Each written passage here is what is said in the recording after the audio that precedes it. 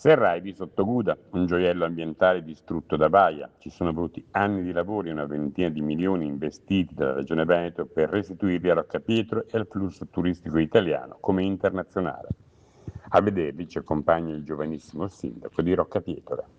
Siamo molto contenti del primo mese di apertura, un afflusso turistico importante, siamo sulle 10.000 persone, un sito che anno dopo anno riesce a catalizzare l'attenzione di tutti i residenti, ma anche dei turisti che numerosamente affollano le nostre valli.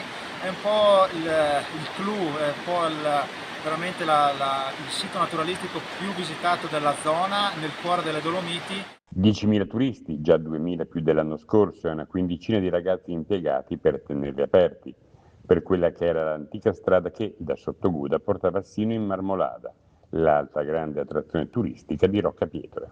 Quello che vediamo oggi è il sentiero sistemato, la strada sistemata che è stata distrutta nel 2018 dalla tempesta Vaia, una strada percorribile da tutti con veramente dei punti di vista, dei panorami incredibili. È una strada che storicamente, e che è stata ripresa anche al giorno d'oggi, metteva in comunicazione il fondovalle con le malghe e con i prati di Malgacciapela e della Marmolada. Quindi pagando il biglietto, entrando nei serradi di Sottoguda, si può nuovamente entrare, uscire a Malgacciapela, fare il giro a Malgacciapela, rientrare con lo stesso biglietto nei serradi di Sottoguda e uscire a Sottoguda, ricordo uno dei borghi più belli d'Italia.